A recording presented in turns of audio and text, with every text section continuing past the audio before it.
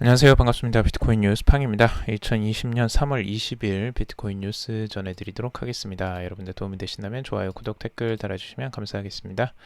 투자에 관련된 정보들은 참고사항일 뿐이고 좋으냐 아니니 투자하실 때 여러분들 스스로 꼭 판단하시고 결정하시길 바라겠습니다. 자, 금일 뉴스들 브리핑 먼저 해드리도록 하겠습니다. 한 리서치에서 지금 비트코인 장기 투자자 폭락장 와도 매도하지 않았다라는 기사가 나왔고요. 그리고 비트코인 채산성 악화가 오히려 상승 모멘텀이 될 수도 있다라는 기사도 있습니다. 그리고 불안한 증시, 여유 찾은 비트코인의 강세 흐름 지속될까에 대한 전망들도 있고요.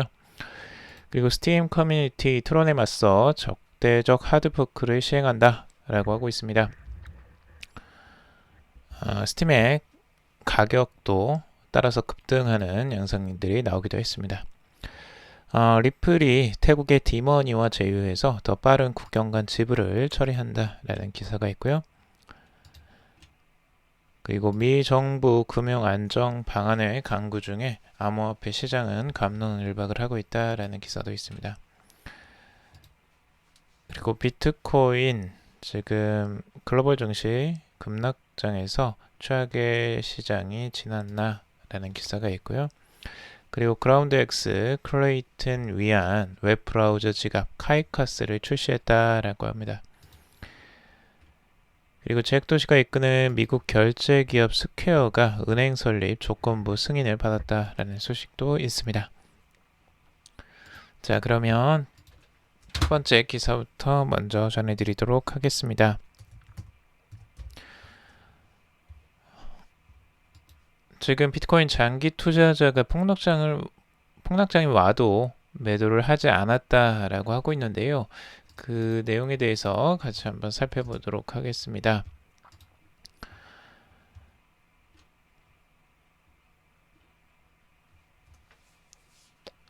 지금 블록체인 금융 서비스 업체 언체인드 캐피탈 조사 결과를 인용해서 지난 13일 가격 변동이 5년 이상 비트코인을 보유한 장기 투자자들의 매도에서 발생하지 않았다라고 보도를 하고 있습니다. 이어 작년 말 비트코인 상승장에서도 장기 투자자들은 움직이지 않았다라고 하면서 주로 단기 투자자들이 시세 변동에 큰 영향을 미쳤다라고 설명을 하고 있습니다. 데이터에 따르면 올해 2월 기준 1년 이상 비트코인을 보유한 계좌 수는 1억 868만으로 사상 최고치를 기록했다라고 하고 있습니다. 가격이 40% 하락한 이달 16일 기준으로도 1억 821만 개를 기록해서 큰 차이를 보이지 않았다라고 하는데요. 그만큼 1년 이상 비트코인을 보유한 계좌 수에도 큰 차이가 없었고, 그리고 5년 이상 비트코인을 보유한 장기 투자자도 증가세를 오히려 보였다고 하는데요.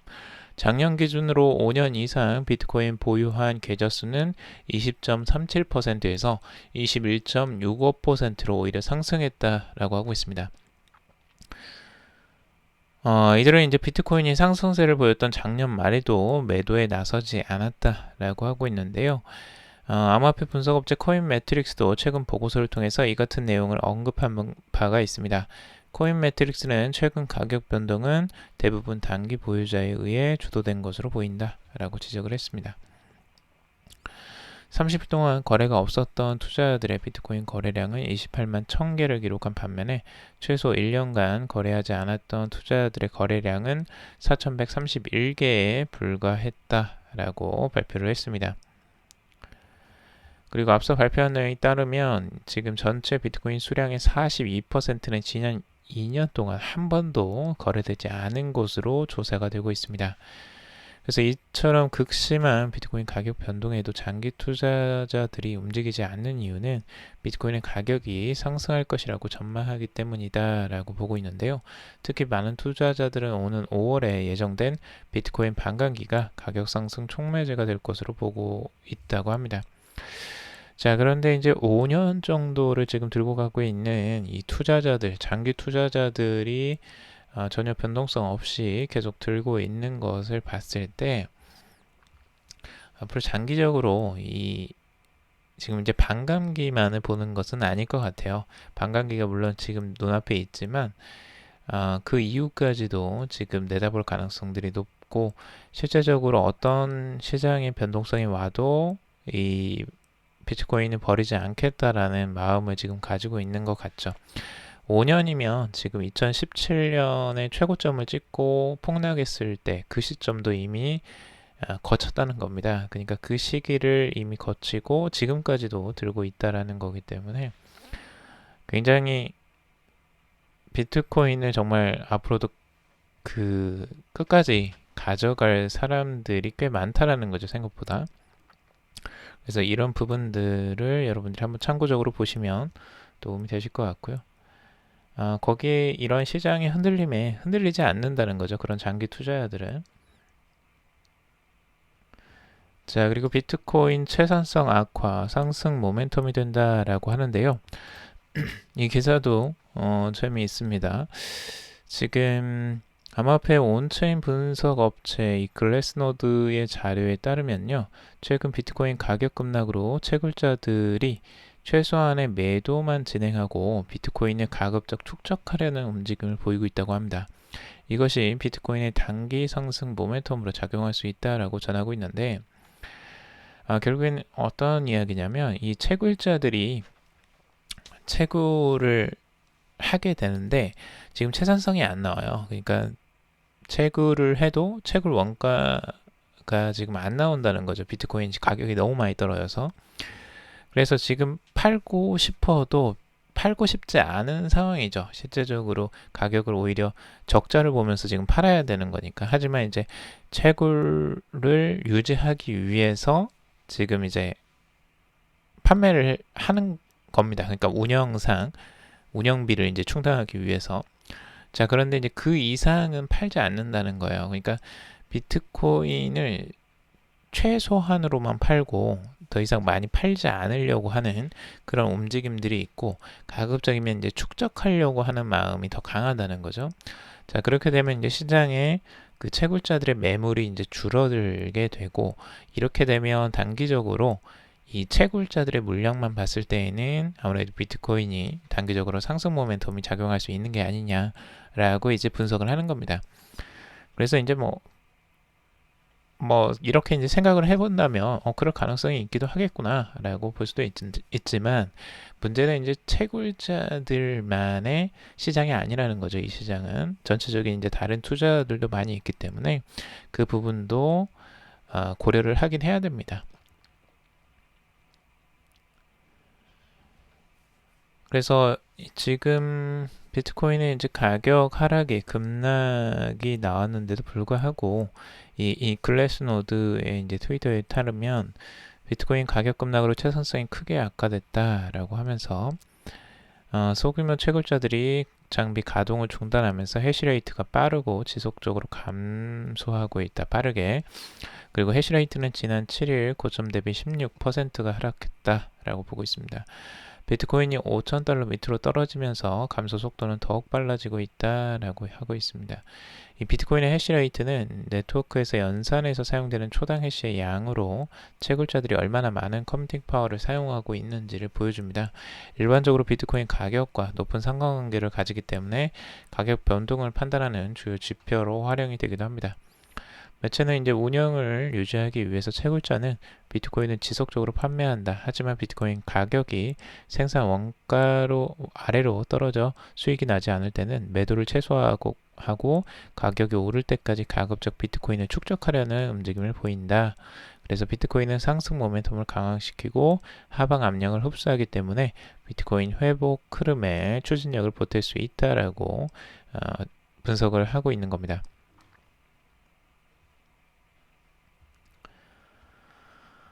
자, 그리고 지금 불안한 증시는 계속 지금 하락세가 이어지고 있습니다. 아직도 하락세가 멈추지 않고 있는 상황이고, 다행히 비트코인은 아직 여유를 좀 찾은 모습, 조금의 이제 반등세가 6,000달러를 넘어서는 흐름들이 나오고 있습니다.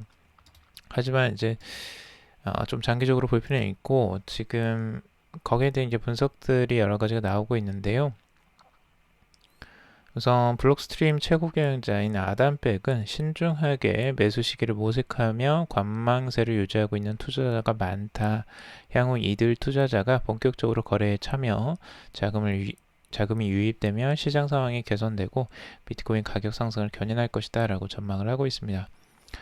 그리고 이 암호화폐 헤지펀드 어댑티드 카피탈의 파트너 애널리스트인 윌리 우는 최근 트위터를 통해서 비트코인은 지금 바닥을 찾고 있다. 일단 바닥을 찾은 후 비트코인에 거대한 상승 압력이 몰려올 수 있다라고도 보고는 있습니다.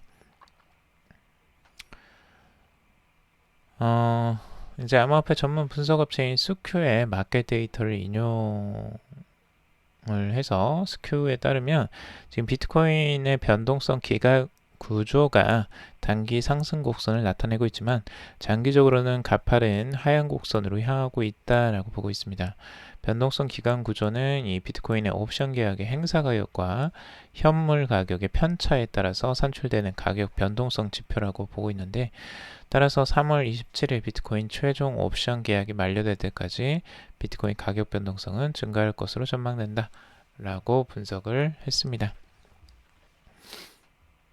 그래서 앞으로 가격 변동성은 더 커질 가능성이 높다라고 지금도 보고 있는 거죠. 자, 그리고 지금 스팀 커뮤니티, 지금 트론에 맞서서 하드 포크를 시행한다라는 소식인데요.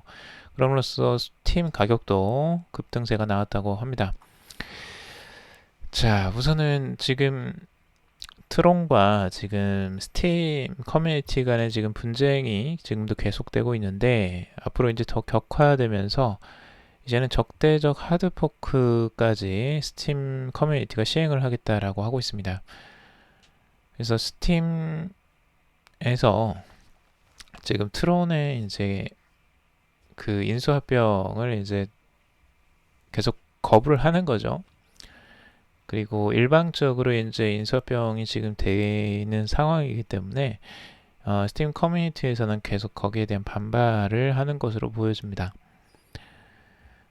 그래서 이제 스팀 그 커뮤니티는 이 트론을 배제하고 지금 적대적 하드포크를 시행할 예정인데, 이 하드포크란 이 블록체인의 문제를 해결하고자 이제 기존 체인을 분리하는 일을 말합니다.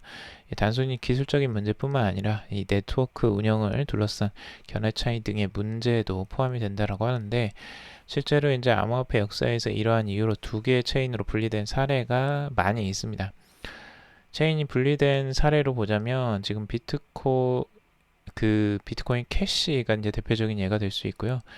그리고 또 다른 이 하드포크로는 이제 그 이더리움도 있죠. 이더리움하고 이더리움 클래식 같은 그런 부분들도 이제 하드포크가 일어나고, 뭐 여러 가지가 일어나는데, 우선 소프트 포크와는 달리 하드 포크는 한번 시행하면 다시 되돌릴 수가 없고요. 따라서 스팀 커뮤니티 내부에서도 적대적 하드 포크라는 카드를 꺼낸 것은 트론 측과의 이 평화적인 협상을 거부하고 독자적인 행보를 취하겠다라는 의미로 지금 받아들여지고 있습니다. 그리고 이렇게 탄생할 이제 새로운 네트워크의 이름은 지금 이름까지 지어졌는데 하이브라고 정했다고 합니다. 진행 시점은 한국 시간 20일 오후 11시로 예정이 되어 있다고 합니다. 오늘이죠. 그래서 이제 이 댄 노트 슈터의 블록 트레이드 창업자는 코인데스크와의 인터뷰에서 저스틴 선은 스팀 토큰의 근본적인 가치가 커뮤니티에서 나온다는 것을 이해하지 못하고 있다라고 하면서, 토큰을 지지하는 사람들이 충분하지 않으면 결국 토큰은 쓸모없는 것이 된다라고 말을 했습니다. 이 새로운 블록체인 네트워크인 하이브는 기존 스팀 네트워크를 보호하고 정통성을 계승한다는 입장인 만큼 기존 스팀 체인의 내용을 복사하는 방식으로 하드포크를 진행할 예정이라고 하고 있습니다. 이번 하드포크로 기존 스팀 보유자들은 새롭게 발생하는 암호화폐를 에어드랍 받게 되는데요. 다만 트론 재단이 관리하는 스팀 지갑은 대상에서 제외된다고 합니다. 또 앞서 벌어진 사건처럼 암호화폐 거래소가 커뮤니티 투표에 참여할 가능성을 배제하는 투표 관련 거버넌스 규칙 수정도 이루어질 전망이라고 하고 있습니다. 그래서 지금 이제 트론과 스팀의 지금 분쟁들 앞으로 계속될 것으로 보여지고, 이렇게 되면 이제 완전히 또 독립된 스팀 토큰이 새롭게 나오는 거죠. 하이브라는. 그래서 이렇게 되면 결국에는 이제 그 트론 측에서 가져가는 거 이제 껍데기만 좀 가져갈 가능성이 좀 높고, 그 안에 이제 실제적인 커뮤니티는 소유를 하지는 못하는 거죠. 참 이 부분들이 이 참 암호화폐이기 때문에 이게 가능한 것 같습니다. 그러니까 우리가 생각하는 일반적으로 뭐 기업이 인수합병을 한다 하면은 직원들이 갑자기 들고 일어나 가지고 그 안에서 우리는 따로 독립할 거야 라고 해서 따로 나가지는 못하잖아요. 하지만 실제적으로 여기 암호화폐 세계에서는 이런 게 지금 일어나고 있는 거죠. 실제 구성원들이 직접적으로 나서서 자신의 의결권을 이야기를 하고, 뭐 인수합병들도 이제 반대를 하고 나설 수 있는 이런 상황. 그러니까 실제적인 탈중앙화가 되어가는 뭐 과정이라고도 볼 수 있겠는데, 어, 완전히 새로운 문화가 지금 탄생이 되는 것 같습니다.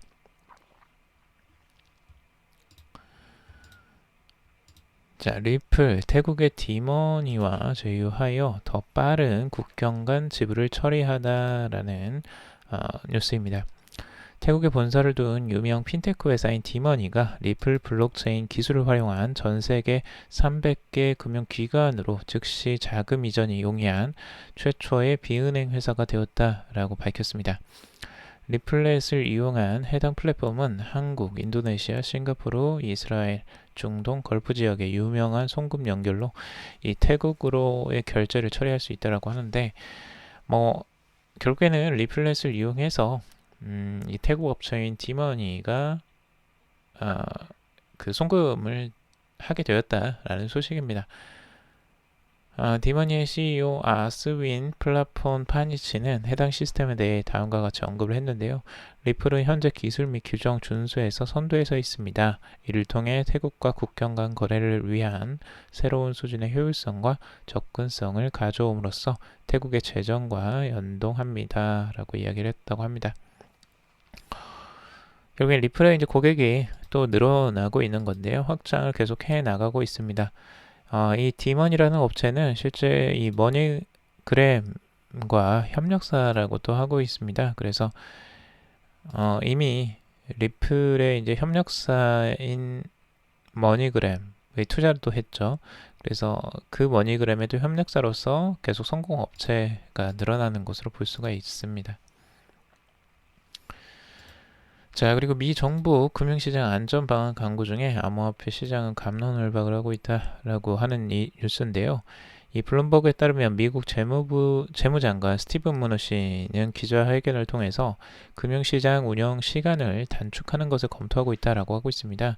은행 및 뉴욕 증권거래소와 논의한 결과 시장을 계속 열어두는 데 합의를 했다라고 밝혔는데, 지금 이제 아무래도 시장이 변동성이 워낙 크고 지금 계속 그 혼란한 상황이기 때문에 이러는 것 같습니다. 지금 스탠다드 포어스, 뭐 다우존스 모든 뉴욕 증시가 다 폭락을 하는 과정이고, 굉장히 불안한 지금 시장 움직임을 계속 보여주고 있기 때문에 금융시장의 그 오픈 시간을 좀 변동을 시키려고 지금 하는 것 같습니다. 그래서 금융시장 운영 시간까지 단축을 해서 이걸 이 변동성을 좀 막아보려고 하는 것 같은데요. 실제 이제 그 운영을 하는 거래소 측에서는 싫어하겠죠, 당연히. 이 비트코인 선물 거래소를 운영하는 시카고 상품 거래소 CEO인 이 테리 버피 같은 경우는 말도 안 된다. 무너신 장관이 CME, 나스닥 등과 협의 없이 거래 시간 단축을 조율하고 있다는 것에 놀랐다라고 밝히고 있습니다.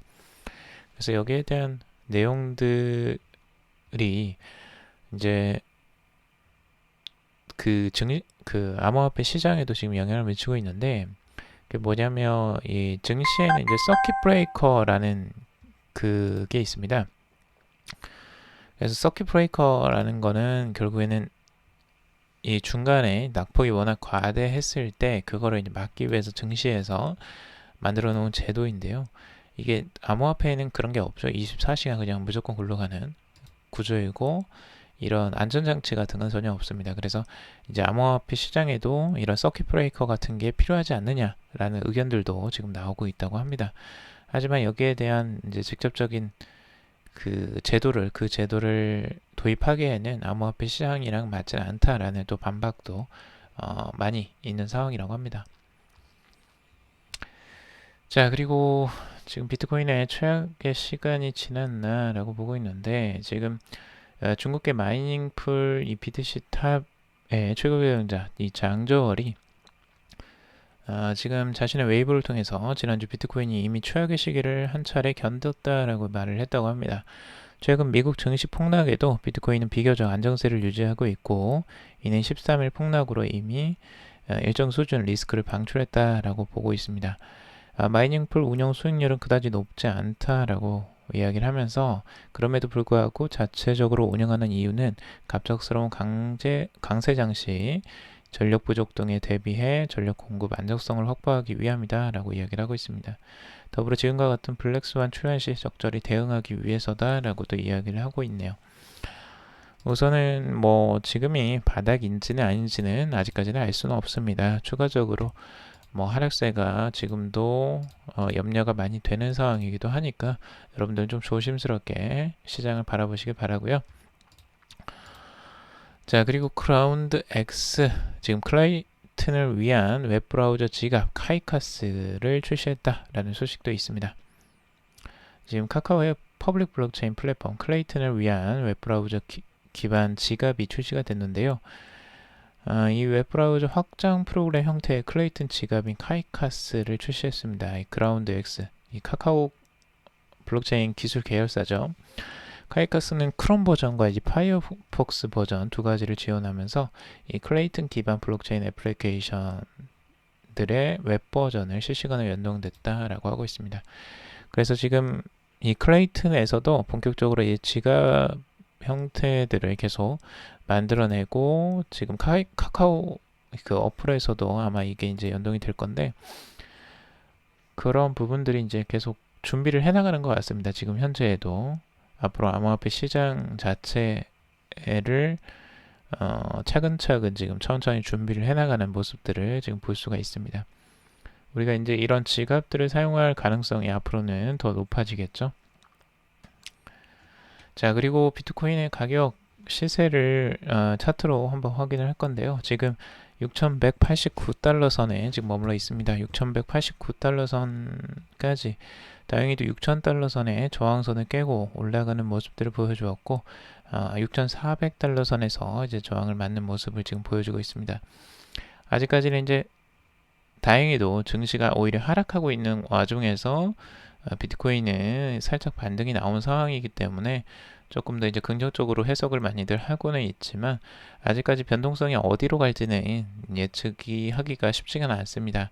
여기서 추가적인 하락세가 급작스럽게도 나올 가능성들도 충분히 있기 때문에 좀 조심스럽게 지금 시장을 바라봐야 할 때인 것 같고요. 지금 RSI도 상당히 많이 올라왔죠. 4시간 봉에서 지금 이제 70선, 65선을 좀 넘어서는 모습을 보여주고 있습니다. 자, 그리고 주봉상으로 지금 비트코인의 흐름들도 안정적인 모습을 보여주고 있는데 다행히도 지금 200주 이동평균선 위쪽으로 지금 올라오는 모습입니다. 지금 과거에 이 저점의 지지를 받았던 이 200주 이동평균선이기 때문에 이 200주 이동평균선은 또 중요하게 지금 기술적 분석가들을 많이들 보고 있는 기준선인데요. 이 기준선을 다행히 지켜주고 있는 단기적인 모습입니다. 그리고 RSI도 살짝 반등세가 나오면서 이제 39선 정도까지 반등이 나온 상황입니다. 추가적으로 여기에서 어떤 방향을 틀지는 아직까지 방향성은 명확하지 않으니까 시장을 좀 조심스럽게 바라보시길 바라겠습니다. 자, 그리고 지금 잭도시가 이끄는 미국 결제기업 스퀘어가 은행 설립 조건부 승인을 받았다라는 소식도 나왔습니다. 이 트위터의 CEO죠. 잭도시가 이끄는 미국 결제기업 이 스퀘어라는 업체가 있는데요. 이 미국 연방예금보험공사 이사회가 이 스퀘어가 제출한 예금보험 신청서를 승인했다고 합니다. 이 스퀘어가 추진 중인 스퀘어 파이낸셜 서비스 설립이 조건부로 허가되었다라는 의미라고 하고 있는데, 이 미국 연방예금보험공사는 이 스퀘어 파이낸셜 서비스는 스퀘어 결제 시스템으로 카드 거래를 처리하는 상인을 대상으로 상업 대출을 시작할 것이다 라고 전했습니다. 그래서 스퀘어 파이낸셜 서비스는 유타주 솔트레이크 시티에 본사를 두고 있다고 하는데요. FDIC는 이 회사가 유타 금융기관의 허가를 기다리는 중이다 라고 보고 있습니다. 예금보험이 승인되려면 12개월 내에 은행을 설립해야 한다 라고 하고 있습니다. 그래서 이 예금보험이라는 게 이제 국가나 공공기관이 은행 예금에 대해 일정 비율의 보험료를 징수하고 이에 대한 대가로 은행이 지급불능 상태에 이르면 예금을 환불해주는 제도라고 합니다. 즉, 금융기관이 예금을 상환할 수 없는 상태가 발생했을 때 이에 따른 예금자 손실을 보전해주는 제도인데 결국 은행이 되겠다라는 거죠. 그래서 트위터의 CEO가 이제 은행을 설립하는 과정으로 지금 가는 게 아니냐 라고 지금 보여지고 있습니다. 실제적인 상인을 대상으로 대출을 시작하면서요. 자, 오늘 여기까지 정리를 해봤습니다. 여러분들 도움이 되셨길 바라고요. 도움이 되셨다면 좋아요, 구독, 댓글 달아주시면 감사하겠습니다. 투자에 관련된 정보들은 참고사항일 뿐이고 조언이 아니니 투자하실 때 여러분들 스스로 꼭 판단하시고 결정하시길 바라겠습니다. 금일도 방송 들어주셔서 정말 감사합니다.